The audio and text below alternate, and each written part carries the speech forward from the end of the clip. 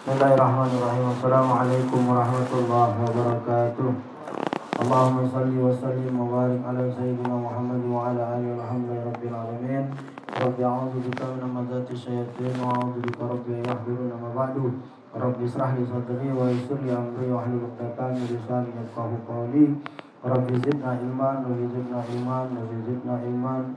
Shadaqallahul azim. Bapak Ibu Ayah Bunda, para jamaah semua yang insyaallah dimuliakan oleh Allah, kita akan melanjutkan ke kajian kitab Bidayatul Hidayah. Namun kemarin saya masih ada utang menjelaskan tentang 9 anak jin. Ada berapa yang sudah dijelaskan? Ada 6. Siapa namanya yang terakhir? Siapa nama yang terakhir? Yang ke-6? Lupa kalau. Namanya Tabar. Jadi ternyata setan iblis ini punya 9 anak. Dan hebatnya iblis ini 9 anak punya spesialisasi. Mungkin ada yang baru datang dan bergabung pada malam hari ini yang mungkin belum mendengar penjelasan selanjutnya bahwa setan ini punya 9 anak. Ulang sekali lewat. Yang pertama bernama Hindzib. Tugasnya adalah menggoda orang yang was-was dalam sholat atau khonzab. Makanya dalam hadis Rasul katakan sawu sufufakum fa inna tasfiyatu sufu min tamamis shalah. Lurus dan rapatkan saf, karena lurus dan rapat itu menyempurnakan ibadah sholat. Kenapa disuruh Rasul lurus dengan rapat? Biar Hindzib ini tidak ada masuk di celah-celah sholat kita. Jadi makanya saf itu disuruh rapat supaya setan iblis, anak setan iblis namanya Hindzib, spesial ngodong sholat ini tidak ada masuk. Dulu, sekarang ini tidak masuk lagi, dia nguling-nguling di saf tengah ini. Karena banyak saf yang sudah bolong. Yang kedua namanya walhan. Dia mendatangkan rasa was-was ketika taharah. Saya tidak akan jelaskan, tapi saya sebutkan, mungkin yang baru bergabung bingung kaget ngapa anak iblis lana miko, di mana satunya Ini ada Pak Andal dari BTPN Sariwan baru nongkrong di sini baru sehat Nah, tambah muda sekarang Ini lama absen Pak Ustaz Ridwan tidak dikir-dikir. Alhamdulillah malam hari ini bisa hadir di sini. Yang ketiga namanya Zalanbur, bertugas menggoda orang di pasar. Yang banyak digodanya bini Haji Mansur ini. Karena dia jualan soalnya. Hati-hati nih.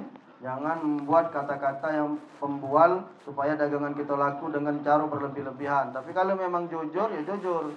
Jangan kita berjual ini kain ini tidak luntur. Kapan direndam mau ke rumah luntur. Nah itu tidak boleh. Sama orang beli semangko kan. Jadi dia beli semangko merah kan. Tergoda dia nyengok belahan semangko merah tadi. Dibelinya lah.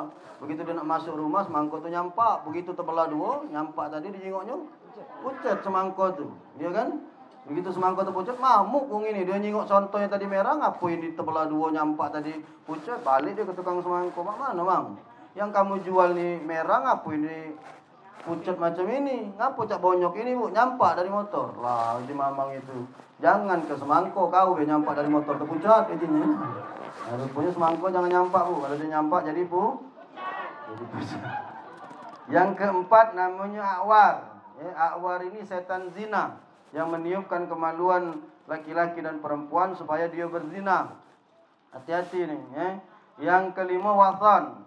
Ialah setan tidur yang memberatkan kelopak mata gitu supaya tidak bangun untuk mengerjakan sholat. Tapi kalau untuk maksiat, waston ini dimeleknya mata gitu. Yang mana ada orang nak maling tu ngantuk, ada tak?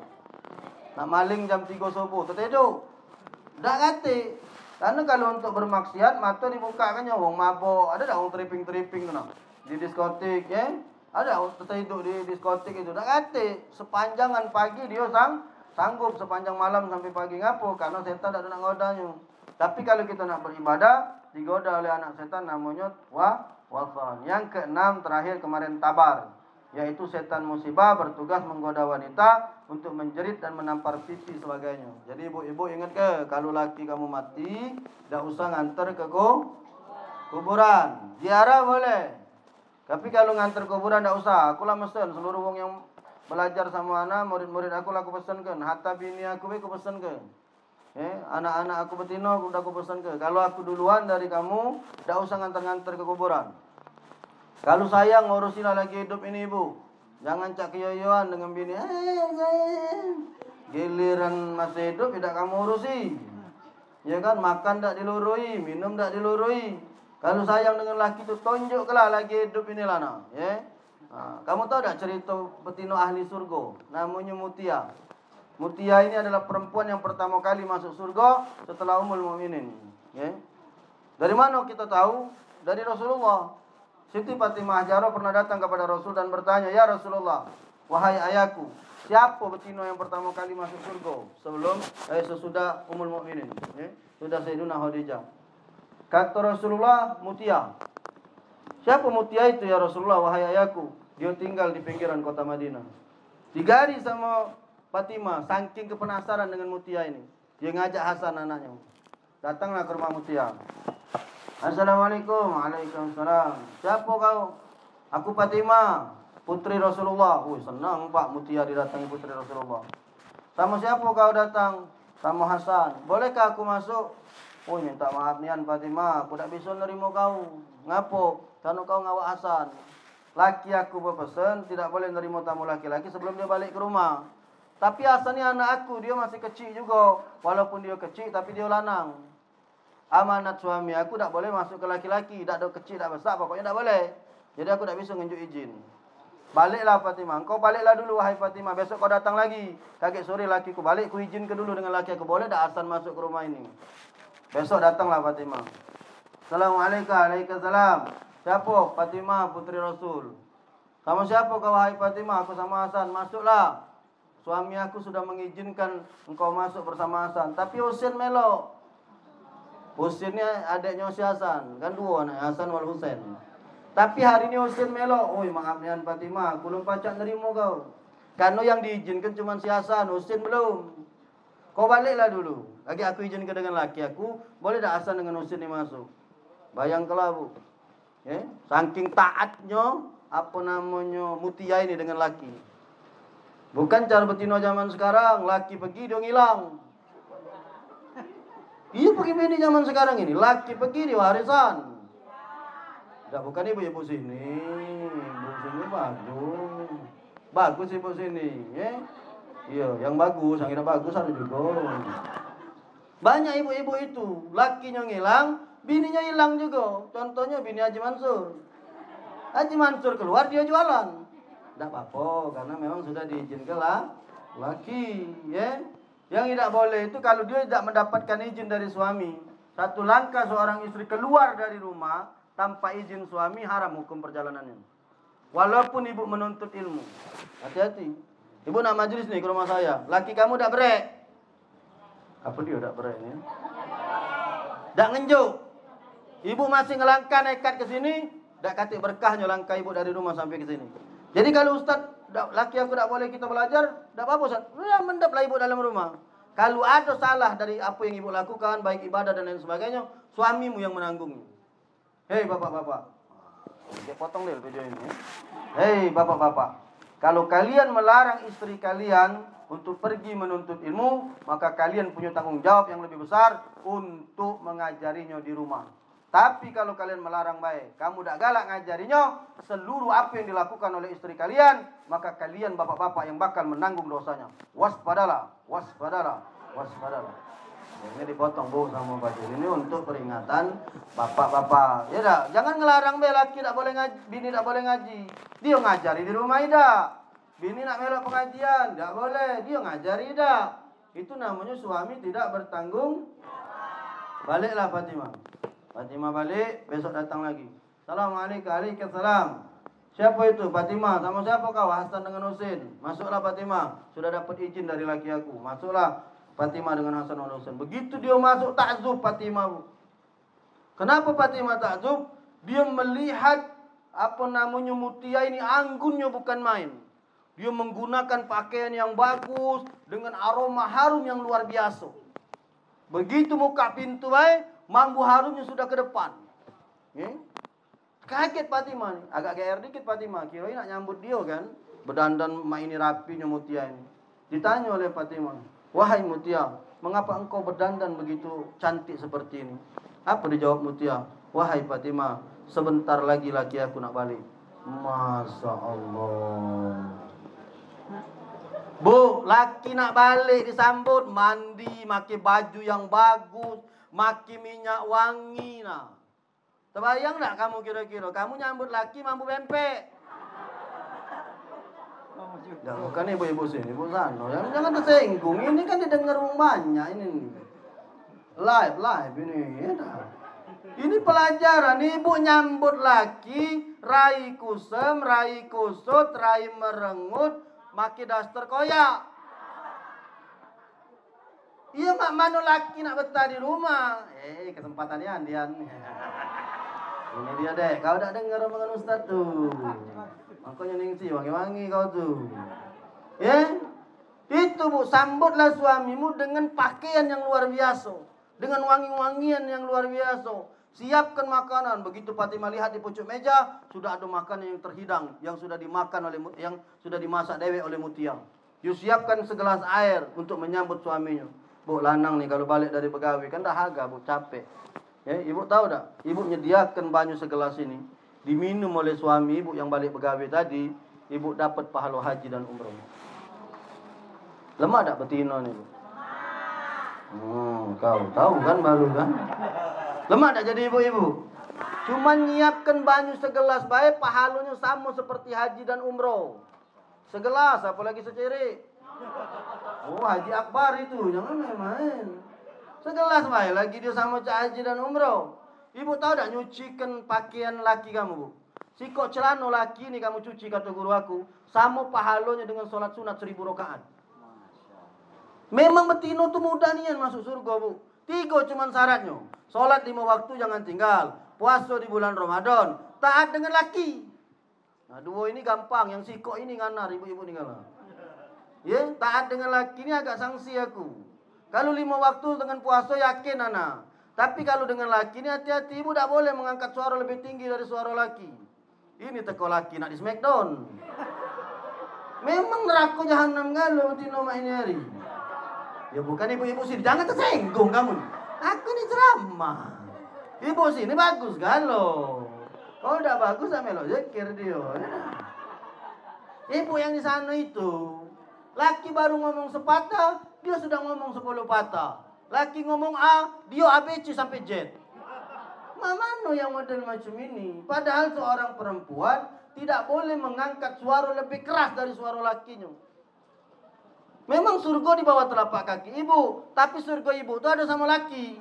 Kalau seorang istri meninggal dunia, lalu suaminya ridho kepadanya, maka dia bisa masuk pintu surga dari pintu mana baik?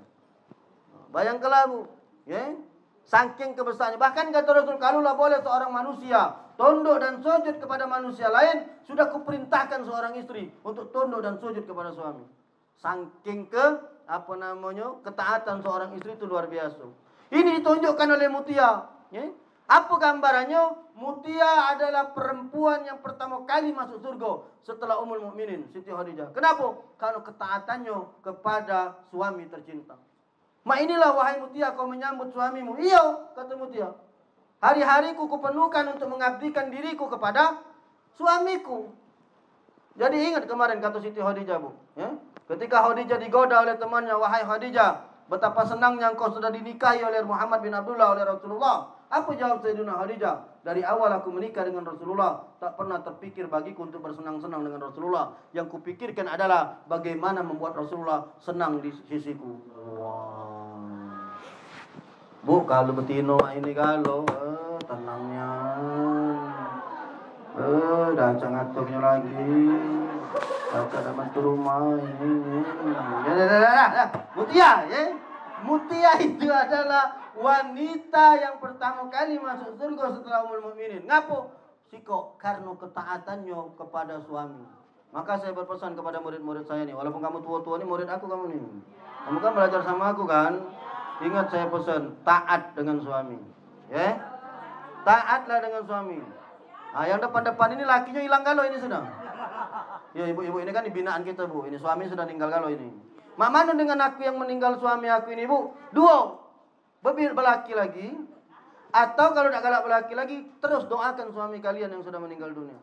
Kirim suratul Fatihah, ziarahi datang ke kuburannya, ya. Apa namanya? Bawa air, solawat, doa. Silahkan dengan doa terbaik. Itu termasuk bakti ibu kepada suami. Apalagi ibu-ibu yang hidup di atas harta warisan suami dengan harta yang banyak, kirimkan sedekah apa namanya atas nama suami kita tercinta. Ya, paham? Saya doakan mudah-mudahan ibu di sini semuanya menjadi mutia-mutia yang insya Allah akan mengabdi kepada suaminya. Lanjut, anak jam berapa lagi betul? Ya, dikit lagi belum 10. Kita 10 terakhir sudah. Setan, anak setan yang keenam adalah tabar, menggoda ibu-ibu yang supaya menjerit pada saat nimpa musibah. Maka ibu kalau laki meninggal tak usah mengantar ke kuburan ibu, cukup batas rumah. Kalau pengantar jenazah sudah balik, bolehlah ibu untuk datang ke kuburan. Lalu yang ketujuh, ada anak setan bernama Dasim. Apa tugasnya si Dasim ini? Bertugas menemani manusia yang makan atau memasuki rumah dengan tidak menyebut nama Allah Subhanahu wa taala. Tidur di atas tempat tidur mereka serta memakai baju yang dilipat dengan tidak menyebut nama Allah. Ada yang mengatakan ia adalah setan yang berusaha menimbulkan permusuhan di antara suami istri untuk memisahkan antara keduanya. Hati-hati bu ini. Si Dasim ini gawainya tak senang kalau nyingok rumah tangga romantis. Kalau nyingok rumah tangga ibu dengan laki kamu mah itu mesranya, setan ini tak setuju. Dia datang untuk goda. Makanya ku ingat ke terus nih Haji Mansur dengan rumah. Ya ini romantis Haji Mansur nih, luar biasa ini. Jadi ngawal aku terus. Dengar-dengar di telepon rumah, sudah makan belum kakak? Jiku boleh lah ini. Mesra juga ini rupanya. Hati-hati, dia tidak senang. Ada juga yang mesra di belakang itu Ihsan namanya. Ihsan ini mesra juga dengan rumahnya. Baru ketahuan tapi Ihsan rupanya dia tak galak ngajak ibunya berzikir di rumah ini. Alhamdulillah malam ni melok, aku marahi kemarin. Aku mampir habis ceramah di Dua Ilir ke rumah Ihsan. Ibu ngomong, iya Ustaz, Ihsan tak galak nian ngajak aku ke sini. Aku marahi, jangan. Kalau orang tua nak melok berzikir aja, Ihsan ni ketakutan, dia ni galak ucap-ucap bu di sini ni soalnya. Ini malam itu naknya dia duduk bagus karena ada ibunya ni. Kalau kata ibunya ucap-ucap dan ibu jadi ibu harus melok terus bu tiap malam Jumat, kawal Ihsan ini ini Ihsan istri beliau di samping bu, belum punya anak keturunan, belum, baru 2 tahun ya, belum. Ihsan berapa tahun kawin? Belum 2 tahun. 2 tahun Wah, Ustaz yang ceramahnya kemarin belum punya anak keturunan. Kita doakan mudah-mudahan istri Ihsan segera diberikan anak keturunan oleh Allah Subhanahu wa taala. Al-Fatihah. San, sudah didoakan tinggal ngoyori kau tuh. Ya mana baca? Apa kita doa ke baik tak digoyori mana jadi? Kenapa kamu tahu? San, kau nih jangan balik malam terus. Kau tuh jam 10 baliklah, Begadang berhenti kau melok rombongan dia. Ini lapkir kalau rombongan ini. Iyo melok rombongan Haji Mansur. Tidak nak beranak lagi memang. Kau jangan melok komandan Panglima Laskar. Panglima lapkir kalau rombongan itu San. Kau tuh masih muda, jam 10 balik. Tidak kemana-mana bu, dan galak kumpul sama kami ni lah majelis. Kecuali kalau sama Ustaz boleh dalu dikit Bapak Ibu yang dimuliakan oleh Allah, maka ada anak setan yang bernama Dasim. Ini tugasnya dia menggoda suami istri yang mesra bu. Dia tak suka kalau dua laki bini ini senang. Sakinah, mawaddah, warahmah. Paling benci si Dasim ini. Digoda-godanya dengan berbagai macam hal. Atau ada orang bapak ibu makan tidak baca doa. Masuk ke dalam rumah tidak mengucapkan salam. Kamu tahu salah satu pelancar rezeki itu ketika masuk rumah kita mengucapkan salam dan menyapa anak dan istri. Karena aku nak ada wong, aku masuk rumah assalamualaikum. Kalau ada wong, anak aku tegur bawain, apa dah Japira apa nah. Itu anak aku lah. Aku ni kalau masuk bu pasti nyingok kamar anak. Nak balik jam berapa pasti buka pintu kamar anak aku. Aku nak nyingok, nyingok aja jadilah. Karena aku ni kan jarang terjengok anak bu. Balik lah malam, pergilah subuh. Ini pagi, saya pun nanya aku terus dengan Haji Mansur berapa hari ini. Kemana Abi tu? Dari pagi balik. Di mana? Pening dia kepalanya kan? Karena bini aku tak tahu jadwal aku bu. Karena jadwal aku ni ada di dalam HP. Kalau dia nak nanya terus ringam. Paling dia bertanya nak ke mana bi? Majelis, nak ke mana? Ngajar sudah. Lagi balik malam tak terjenguk budak. Di mana sana? Aku jenguk budak bu sambil baca Fatihah. Ya Allah, mudah-mudahan jadi anak yang soleh dan soleha. Itu baik gawe aku, Kalau orang rumah jenguk juga. Karena kan dibucuk orang rumah kan budak di bawah kan. Orang rumah ni galak bawasi juga, bawasi. Dah, gua sih baik kamu kalau jauh-jauh. Macam-macam kamu ni. Dalu bu, dalu jam 1 sudah. Balik mana? Tidur. Tidur di atas tempat tidur mereka serta memakai baju yang dilipat tidak menyebut nama Allah. Hati-hati nih. Dasim galak tidur di tempat tidur ibu. Ibu tahu tak dulu, bapak tahu tak? Tengok sini. Ngapa wong tua kita dulu di dalam kamar ada sapu lidi? Tahu tak kamu gunanya apa? Sapu lidi itu dia sapukan di pojok kasur. Atau dia ngambil apa namanya selimut, dia kebut-kebutkan. Apa ya kebut-kebutkan ini bahasa Indonesianya? Ya, itulah singgahnya ya. Dikibas-kibaskan, ya. Nah, dikibas-kibaskan ini supaya si Dasim ini berlari, Bu. Kalau bahasa kita nih, belis, Dasim, minggir, kami nak tidur. Kalau tidak berarti kamu tidur sama si Dasim ini. Makanya kita galak kesetanan itu. Ya, karena kita tidak galak ngibaskan ini. Nah, ini hati-hati ya Toto. Mana Toto? Ini mudah kebelesan Toto nih, jangan main-main. Ya. Kibas ke dulu tempat tidur ini. Kalau tidak dikibas, kaget dia kebelesan. Jadi ibu malam ini praktekkan, belis, minggir, macam itu, ya. Jengok dulu, melaki kamu lah tidur, jangan. Ngamuk rumah, belis, minggir. Kau ngatu aku belis, sejinya, ya. Siapa kawin? Itu kawin si Dasim. Dasim inilah yang tujuannya menggoda ibu supaya bercerai. Dasim inilah yang kemudian galak tidur di tempat tidur ibu. Kalau ibu tidak bacotan, kemudian maaf melakukan hubungan badan, maka akan si Dasim ini melok bu di dalam hubungan itu. Makanya anak-anak kita galak pecah belis galau itu kan. Iya, karena kita berhubungan tidak baca doa, tidur tidak dengibas ke dulu. Dia si Dasim ini melok. Ibu narik selimut, dia masuk dalam selimut. Ibu maaf berhubungan badan dengan suami ibu, Dasim ini melok masuk juga ke dalam itu. Lapang Dasim ini.